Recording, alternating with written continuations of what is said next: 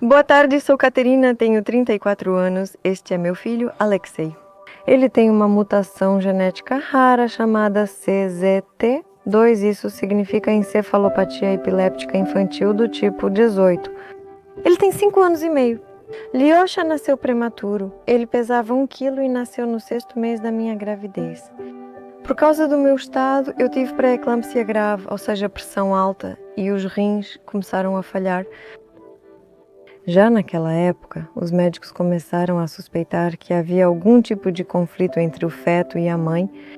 Eu passei por uma cesariana de emergência, foi uma experiência muito difícil para mim. Eu não queria, não estava preparada, fui internada para preservar a gravidez e não entendia as consequências. E que não sou só eu que estou sofrendo, porque eu já nem conseguia mais escrever sozinha. Colocaram um cateter urinário em mim e fiquei conectada o tempo todo, sendo monitorada constantemente, mas minha pressão não baixava. Lyoshka também estava na minha barriga, como um jogador de futebol com cabeça, braços e pernas. Sim, agora conto isso até sorrindo. Naquela época ele já não tinha oxigênio suficiente e faltava ar. Naquele tempo isso me alegrava. Ele era tão animado. Naquela época quem me apoiava era meu marido. Ele viu o bebê antes de mim e veio animado me contar. Kátia, ele é tão bonito e bom, vai crescer, ganhar peso e tudo ficará bem. Ou seja, eu tive um grande apoio do meu marido. No começo, quando ele nasceu prematuro, com um peso extremamente baixo, ele não mamava no peito da mãe. Colocaram uma sonda nele e, claro, conectaram ao respirador artificial. 2 semanas na unidade de terapia intensiva em estado grave. Os médicos tinham esperança de que tudo ficaria bem, que de qualquer forma ele conseguiria superar, porque os outros indicadores estavam normais, sim. O único problema era que descobriram que ele nasceu com apenas um rim.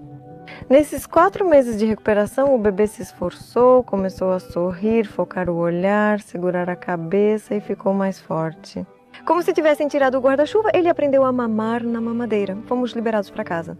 Então, digamos assim, ele estava praticamente saudável, apesar de ter só um rim. Com o bebê, estaria tudo bem. Isso até que aconteceu a apneia. Um dia ele simplesmente ficou roxo. O nariz, os lábios, tudo ficou roxo, até a testa começou a ficar roxa. Eu e meu marido chamamos a ambulância de reanimação. O intervalo entre as crises de apneia ia diminuindo a cada episódio. Quer dizer, primeiro era meia hora, depois 20 minutos, depois tipo 10, e aí passou a ser a cada 5 minutos. O médico saiu e depois disse que talvez seu filho tenha epilepsia. Ou seja, por 2 meses a gente viveu, ficou feliz, carregou o bebê, foi uma vida despreocupada, digamos assim, depois daquele pesadelo que foi o tempo na unidade de terapia intensiva. E esses 4 meses seguintes, ou melhor, 3 meses, julho, agosto e setembro, nós passamos no setor de neurologia ajustando a terapia anticonvulsivante. Nada funcionava para ele. As crises pioravam ou simplesmente aumentava a quantidade delas. E com o tempo, enquanto tentavam ajustar a terapia anticonvulsivante, ele foi esquecendo todas as habilidades. Ele não mamava mais na mamadeira, ou parou de mamar, ou mamava de forma fraca, ou se engasgava, sufocava. Colocávamos a sonda novamente para alimentar a criança. O olhar dele, ele já não sorria mais, o olhar dele estava totalmente distante, meio perdido, olhando para o lado. Deixaram claro que a gente precisava fazer exatamente o exame genético para entender para que direção deveríamos seguir. Até o último momento eu tinha certeza de que Lyosha não tinha problema genético. Ainda assim o coração da mãe e a fé permaneciam.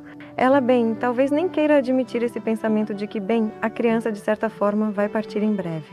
Descobriram uma mutação assim que resulta nisso, convulsões e a criança fica completamente sem contato. É um apagamento, um esgotamento. Todos os órgãos deixam de funcionar normalmente após um tempo.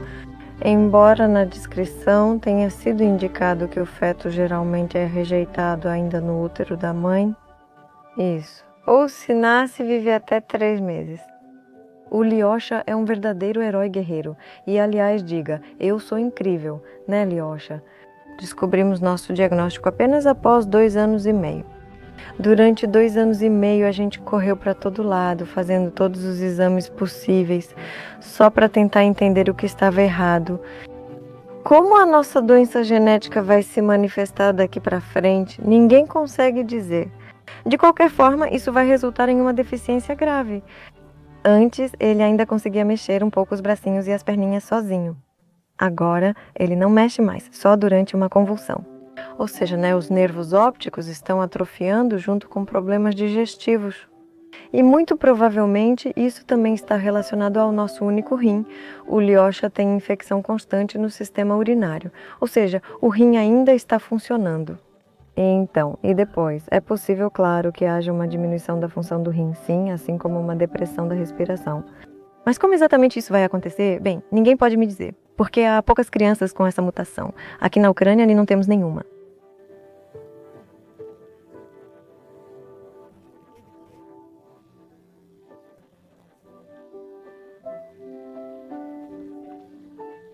O Lyosha tem uma traqueostomia e uma gastrostomia, né? Me foi feita uma fundoplicatura no estômago dele para que ele não vomite. Além disso, depois que voltamos do exterior, sim, entendemos que existe um método de implante de um estimulador do nervo vago. Arrecadamos juntos para o Lyosha este estimulador, 500 mil hryvnias. Agora ele está melhor, com menos convulsões e sem tremer o tempo todo. Pequenas mioclonias assim e outros ataques. Cuidar do Lyosha, na verdade, exige muito tempo com ele, ao lado dele. Aspiração constante da traqueia, do catarro do narizinho. Também tem a alimentação em horários certos. O cardápio dele, digamos assim, é balanceado, sabe? Que é o que mais ou menos serve para ele, porque sozinho ele não faz cocô. A cada 2 dias é enema. Gastrostomia e traqueostomia requerem troca das gases. Eu cuido dessas fístulas, isso se chama fístulas. Eu trato com antissépticos especiais, sem álcool. E isso é todo dia. Lyosha é higienizado a cada 5 minutos. Minha noite nem parece noite, mas a noite é mais fácil. Ele fica deitado de lado, perna para cima. Consequentemente, toda a saliva não vai para a traqueostomia, mas sim para a fralda. Ele mesmo não vai se virar, não vai se mover. Ele não consegue mexer a perninha. Lyosha parou de reagir quando eu falava com ele, parou de reagir a mim. Quando passo perto, ele está deitado ou sentado. Ele meio que pode me acompanhar com os olhos, sabe? Mas não fixa o olhar em mim, só passa assim. Quando muda a luz ou a temperatura para o Lyosha, né, ele reage do jeito dele, com crises. E quanto a beijos, às vezes ele reage, talvez quando está assim, acabou de acordar, sabe, com a cabeça fresca depois da noite, é quando eu dou beijinho nele assim. A boquinha dele fica torta, igual a das crianças que não gostam muito quando recebem beijos ou são apertadas. Da mesma forma, quando eu pego ele no colo, assim, na vertical, eu acho que ele adora. Eu sinto o corpo dele como se ele pensasse, estou esticado, oba! E aí ele fica assim, com todos os bracinhos e perninhas se espreguiçando. Né, Lioshka? Aceitar foi muito difícil. Isso aconteceu depois que nos disseram que não havia nada que pudesse ser feito pelo Lyosha. Nós viemos da Alemanha e por muito tempo não conseguíamos aceitar essa ideia. Eu praticamente chorava copiosamente todos os dias, sabe? Mas eu percebi que com essas minhas emoções negativas eu só iria piorar as coisas. Eu comecei a entender, sim, que o Lyosha não ficaria saudável. Quando ele já estava completamente com esses upgrades, sim, com a traqueostomia, que, bem, dificilmente a gente iria tirar isso algum dia, sabe? Dificilmente ele vai comer pela boquinha. Então, com a colherzinha, sabe?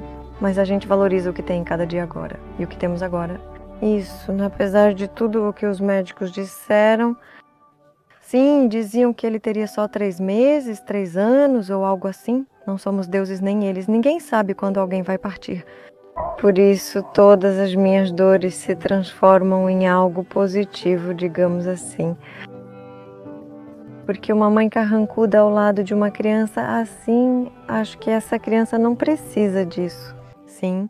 Quando eu fico preocupada, ou choro, ou fico nervosa, ele também se comporta assim. Ele sim, ele tem mais convulsões. Sim, tenho uma filha mais velha, a Sônia, de 11 anos. Foi uma separação difícil. Eu praticamente nunca estava com ela. Quando Lyosha nasceu, desapareci totalmente e me culpo muito. Mas eu não tinha outra escolha. Por isso, Sônia mantém neutralidade em relação ao Lyosha.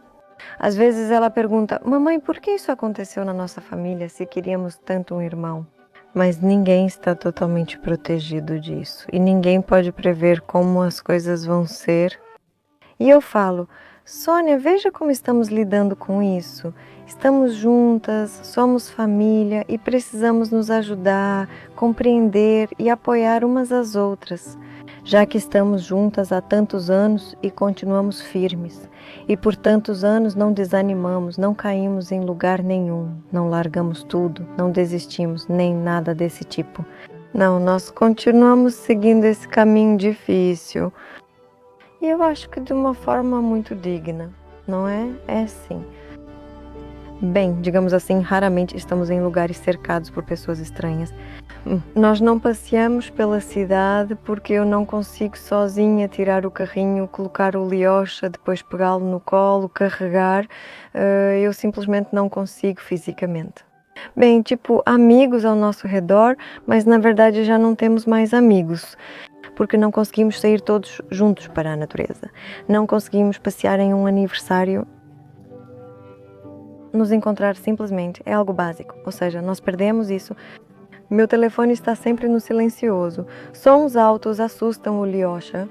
Por isso, agora apareceram, digamos, outras pessoas que nos apoiam. Eu não me arrependo nem um pouco, de verdade. Quem não calçar meus sapatos não vai entender como é estar nessa situação. Se alguém sente nojo de olhar e há pessoas ao nosso redor que não gostam muito de ver, bem, essas são as que menos vêm nos visitar. E eu também levo isso em consideração, eu também aceito isso. Eu acho que é a partir desses recortes, né, desses momentos, dessas gravações, isso é uma grande ajuda para aqueles pais que podem passar por uma situação assim. Claro, Deus me livre que aconteça. Eles não estão sozinhos nisso. Porque quando Liocha nasceu, eu pensei que ninguém mais tinha uma situação assim e que era uma catástrofe, que só eu tinha um filho assim que não tinha com quem conversar ou pedir conselho. Ser mãe de uma criança com uma mutação genética rara é provavelmente uma verdadeira aprovação, uma aprovação para toda a família. Mesmo assim, eles continuam com fé, esperança e muito amor.